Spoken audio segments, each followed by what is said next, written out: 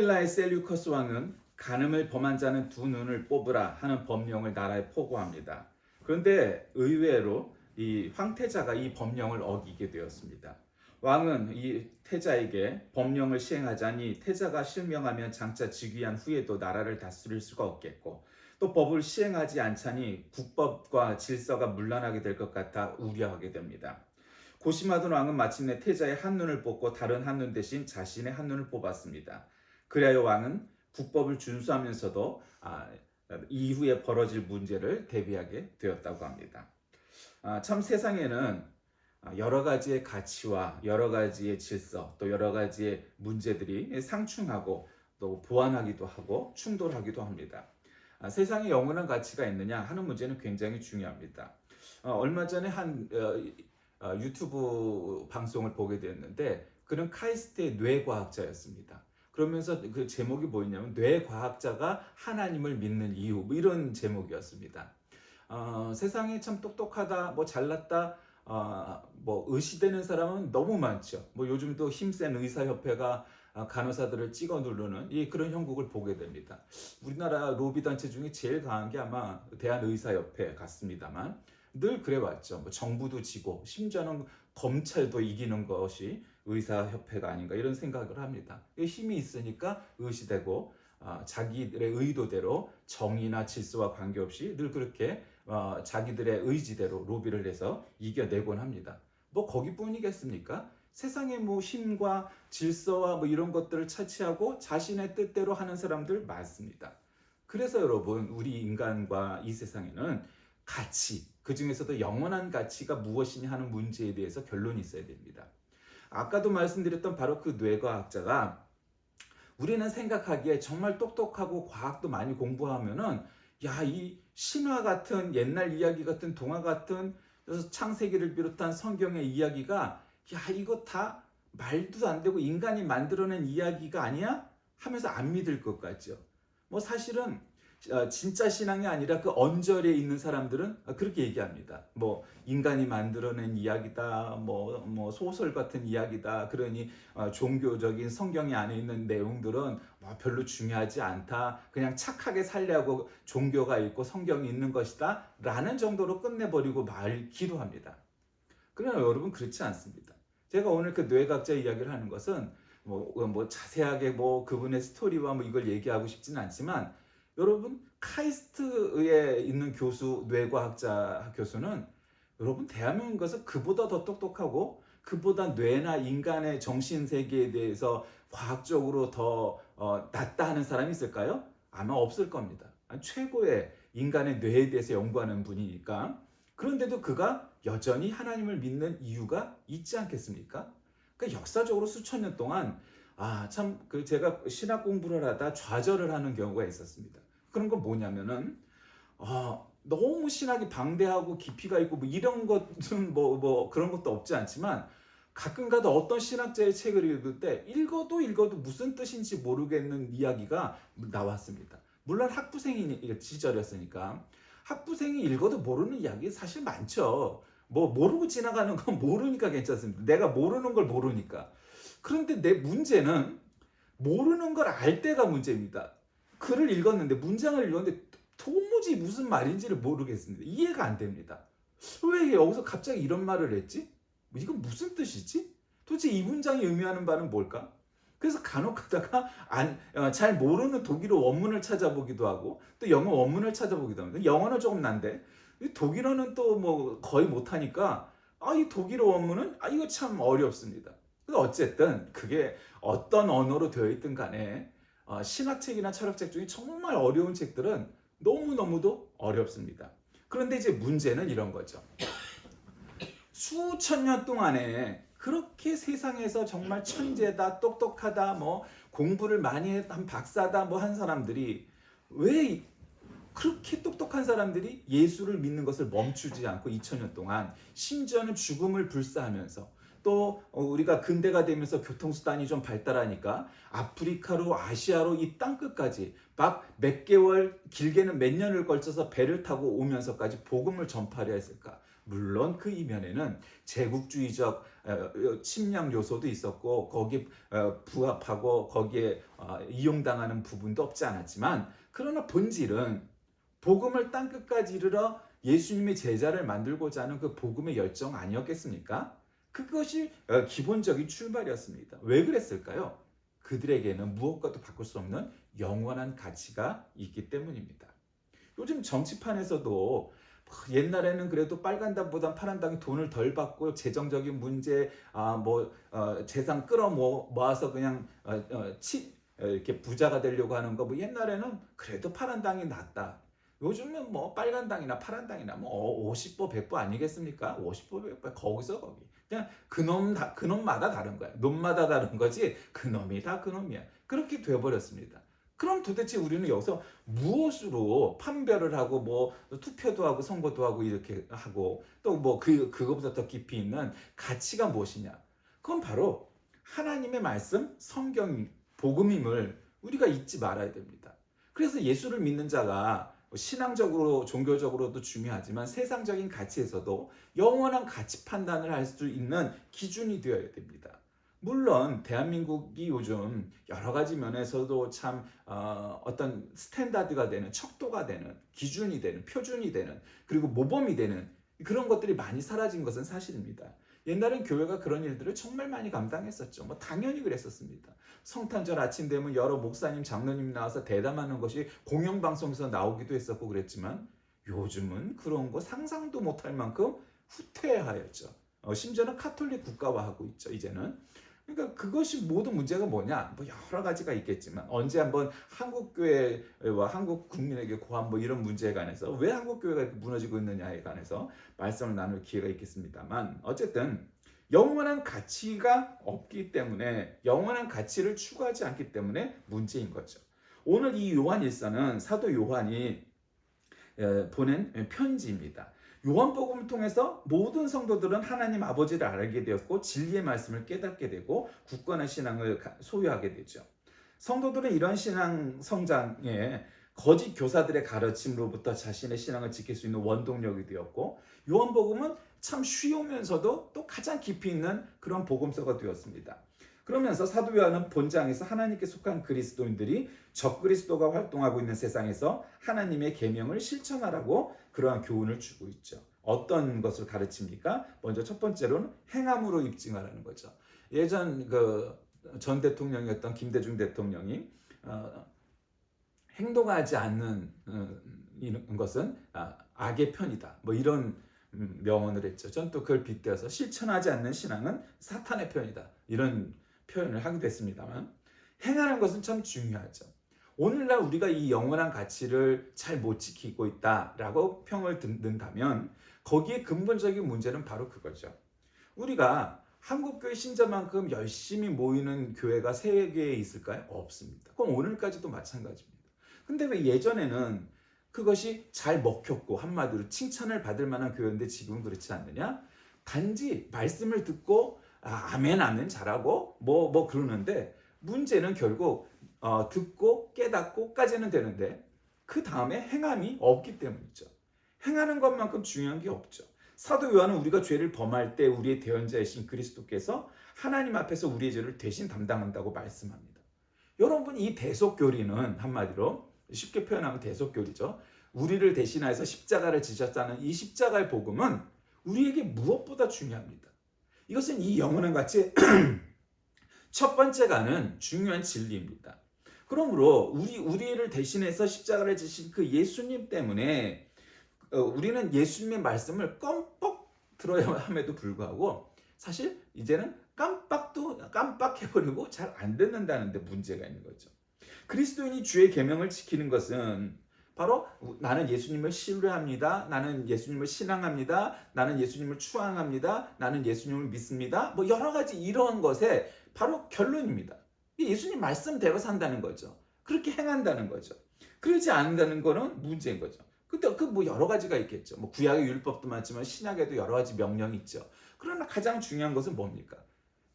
이 복음을 두 가지로 요약하면 하나님을 사랑하라, 사람을 사랑하라, 그거 아니겠습니까? 그 하나님을 사랑하라 하는 것은 뭐 이렇게 딱 무자르듯이 말할 수는 없지만 신앙의 문제일 것이고, 사랑과 사랑 간의 문제는 뭐 윤리의 문제 혹은 사랑의 또 뭐 이런 문제라고 볼 수가 있겠죠. 윤리 문제, 도덕의 문제. 어쨌든 다 사랑입니다. 그거 그렇게 사랑해라.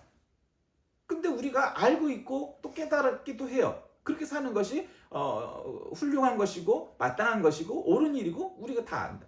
근데 우리가 그대로 잘 못 산다 이 말이죠. 네. 그게 오늘날 한국 교회가 무너져가고 있는 이유입니다.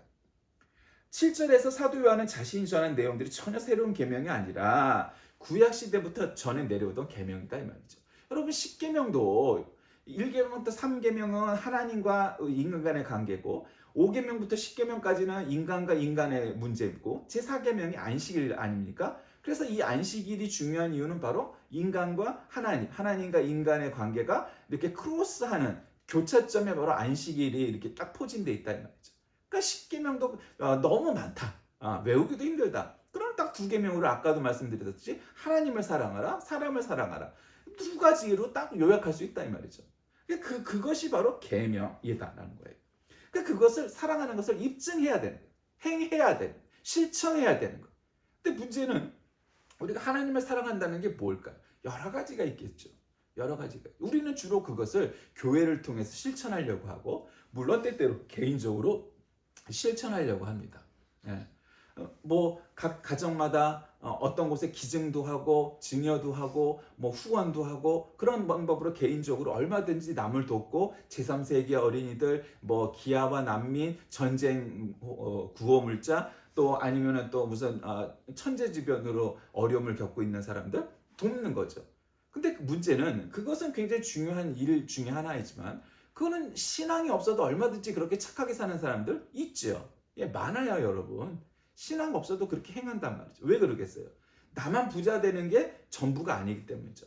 나만 혼자 잘 먹고 잘 살면 그걸로 끝이다, 땡이다, 그렇게 생각하는 사람도 있지만 그렇지 않다는 거죠. 나도 잘 살아야 되지만 남도 잘 살아야 되는 거죠. 내가 맛있는 거 먹고 고기 먹을 때 남도 굶지는 않게 만들어 가야 되는 거죠. 물론 오늘날 한국 사회는 이제 뭐 선진국으로 공인받은 판에 굶으면서 사는 사람은 많지 않죠. 네, 별로 없다고 봐야 돼요. 그러나 문제는 또 거기서 오는 상대적 박탈감도 있을 수 있고, 또 여러 가지 선진국화되면서 문제가 있어요.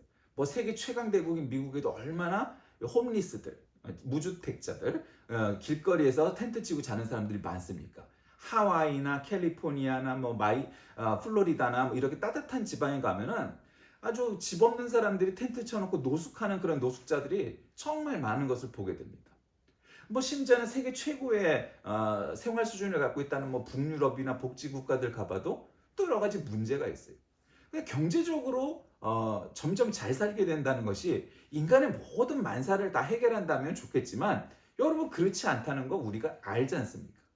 부자인들 문제가 없고 걱정이 없습니까? 아니면 뭐 여러 가지 생겨나는 사태가 없습니까? 다 있게 마련. 가난은 가난대로, 부함은 부함대로 다 문제가 있죠. 문제는 그것을 행함으로 입증하는 실천력이 없다면, 부자가 되었든 빈자가 되었든 신앙이 오래되었든 신입이 되었든 관계없이 그것이 드러날 수 없다는 거죠. 영원한 가치란 행함으로 입증해야 된다는 거죠. 두 번째로는 나날이 성장해 가야 된다는 거죠. 뭐 성장과 성숙은 여러분 아다시피 좀 다릅니다. 일반적으로 성장은 외형적인 혹은 양적인 요소를 표현할 때 우리는 성장이라고 표현하고, 성숙이란 것은 질적인 내부적인 문제를 지칭을 할 때 우리는 성숙이라는 표현을 쓰죠. 한국 교회는 지난 50년간 정말 많은 성장을 이루었죠. 뭐 어떤 때는 25%다, 30%다, 국민의 25%, 30%가 기독교 신자가 되었다 막 자랑도 하기도 했고, 뭐 정말 이 한국의 여러 가지를 갖다가 지도해 왔다, 이끌어 갔다, 앞장섰다 표현해도 뭐 과언이 아닐 만큼 정말 그런 큰 역할들을 했습니다. 또 오늘날 2000년대 들어서면서 그렇게 말하기는 어려운, 그리고 또 어떤 면에서 보면은 오히려 근심거리가 되고 걱정거리가 되고 논란을 일으키고 문제를 일으키고 나라의 발전에 오점이 되는 일들도 굉장히 많습니다. 또 왜 그럴까요? 우리가 에덴 동산 시절에 죄인이었다가 아담의 죄로 인해서 우리가 죄인이 되었죠. 근데 예수님의 십자가 때문에 우리가 의인처럼 보이게 예수님이 우리를 만들어 주셨죠.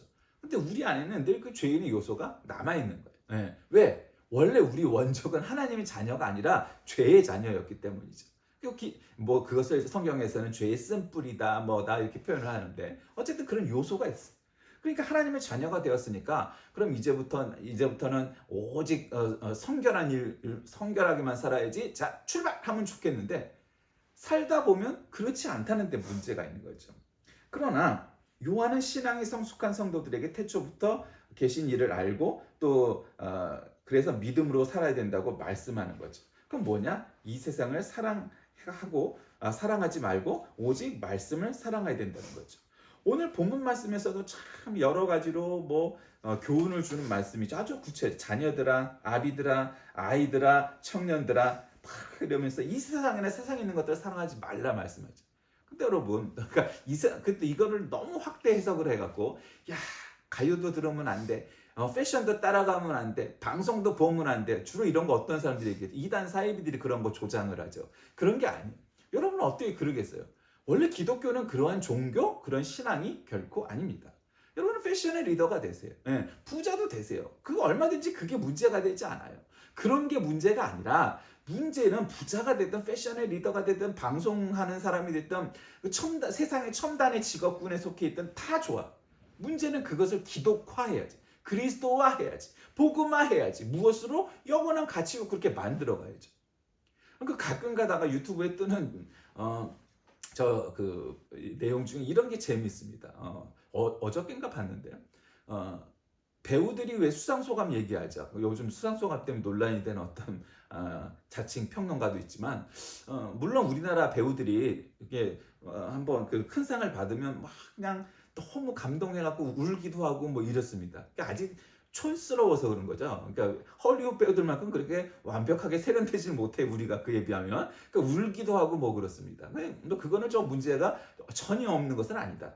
그러나 뭐 감동받으면 울 수도 있죠. 근데 어쨌든 뭐 그 내용 갖고 뭐 논하는데 가끔 가다 보면 그 류준열 배우가 이렇게 상 받은 대목서부터 여러 배우들이 그리스도인 배우들이 하나님께 영광을 돌린다 막 하는 내용들을 이렇게 그것만 편집을 이렇게 해놓은 것을 봤는데 참 뿌듯하더라고요.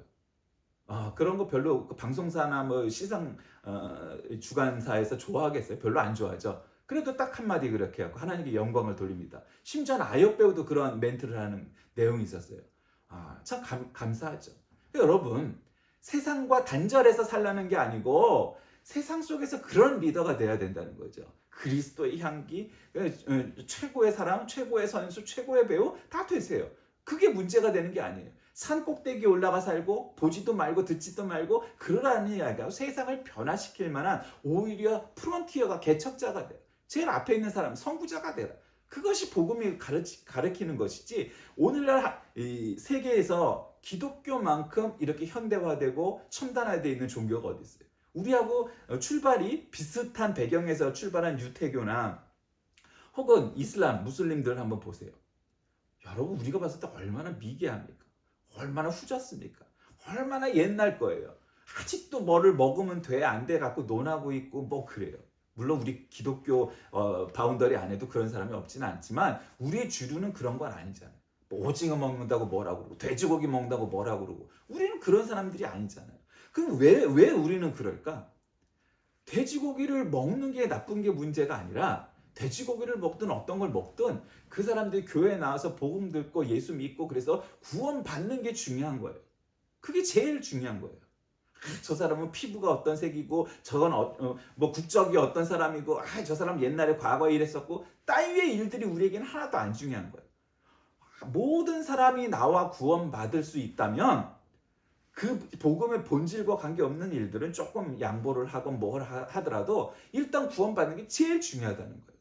예수님이 늘 그렇게 살아오셔서 바리새인들 눈에는 이건 아닌데 하는 일들이 너무 많았던 거예요. 그러니까 바리새인들 입장에서는 좀 배우고 돈도 좀 있고 품격 있는 척도 하고 좀 율법도 좀 배우고 이런 사람들 위주로 복음도 전하든 말씀을 전하든 그런 것이 격에 맞는다고 생각하는데 예수님은 그런 걸 도무지 따지질 않네. 부자도 권력자도 전도를 하고 말씀을 가르치셨지만 바리새인들이 상대하고 싶어하지 않는 창기, 세리, 로마 군인, 노예, 여자, 애 관계없이 하여튼 바리새인들 입장에서 보이지도 않는 그 사람들도 복음을 전하셨다는 거죠. 왜요?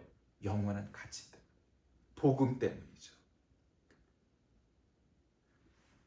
이 영원한 가치는 바로 진리와 생명이신 그리스도십니다. 오늘날 정말 지가 하나님이다 신이다 우기는 놈서부터 얼마나 많은 적그리스도가 있습니까? 그리고 또 목사임네 뭐임네 하면서도 실제로는 교회에 똥칠을 하고 있는 목사와 또 그런 인간들도 얼마나 많습니까? 그래서 세상에 기쁨이 아니고 세상에 근심을 주고 있는 것이 현실입니다. 근데 사도 요한은 마지막 때의 징조로 뭐를 꼽았냐면 그 첫 번째가 적그리스도가 일어난다는 겁니다. 그 적그리스도라는 건 뭐냐면 교회와 전혀 상관없이 세속적으로 살아가는 게 아니고 지가 하나님이네 예수네 재림 예수네 주장을 하면서 오히려 교회에 문제를 던지고 세상에 근심되는 세력들입니다. 얼마나 오늘날 적그리스도가 많습니까? 그런 게 아니라는 거죠. 그건 영원한 가치가 아닌 거예요. 하나님인 척 예수님인 척 하는 것. 하나님께서 성도들에게 주신 영원한 생명은 바로 예수 그리스도 안에서만 가능한 약속입니다. 여러분 예수님만이 우리의 구원이시오. 예수님만이 우리의 생명이시오. 예수님만이 우리의 참 기쁨이시오. 예수님만이 우리의 유일한 희망이심을 믿으시길 바랍니다.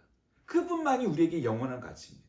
흔들림 없고 변함 없고 시대와 장소로의 관계없이 어떠한 상황 속에서도 예수님만이 우리의 영원한 가치입니다. 그러니 내가 아주 훌륭한 과학자가 되고 의사가 돼도 하나님의 이 창조 질서 속에서 세상과 인간을 만드신 것을 부인할 수 없다고 고백하는 사람들이 숱하게 나오는 것이고 세상의 최고의 권력과 세상의 최고의 부를 누려도 이거 다 부질없는 것이고 오직 영원한 가치는 하나님의 말씀 예수 그리스도의 복음뿐이라고 고백하는 사람들이 나오는 것입니다. 여러분 최소한 그런 정도의 경지에 오른 사람들이 그렇게 고백할 때면 우리가 얼마나 부자가 되었고 우리가 얼마나 공부를 해왔고 우리가 얼마나 하나님을 잘 믿는다고 하나님 앞에서 얘기할 수 있겠습니까? 인간 속에서도 우리가 정말 상위 1%에 되는 부자, 상위 1%에 되는 지식인, 상위 1%에 되는 권력자, 상위 1%에 들만한 그러한 어떤 힘을 가진 사람쯤 됩니까? 그런 사람인조차도 영원한 가치인 복음에 목숨을 걸고 생명을 걸고 일생을 걸고 사는데 거기에도 속해보지 못했던 경험을 갖고 있는 우리 대다수의 99%의 사람들이 건방을 떨고 복음을 낮추어 보고 영원한 가치는 없어 인간이 만들어낸 거야 라고 말해봤자 그거 코미디에 불과하게 되는 겁니다. 그렇게 대단하다고 여겨지는 사람들이 과학을 공부했는데도 왜 예수님을 그대로 믿을까요? 미쳐서일까요? 뇌과학자가? 아니면 세계 최고의 부자가 되었는데도 그렇게 11조를 잘 드리는 부자가 나오는 까닭은 그가 광신자이기 때문일까요? 아니요. 그들은 그 최고의 순간을 맛보고 누리고 속하여 삶에도 불구하고 그것이 별 의미 없다는 것을 깨달은 겁니다.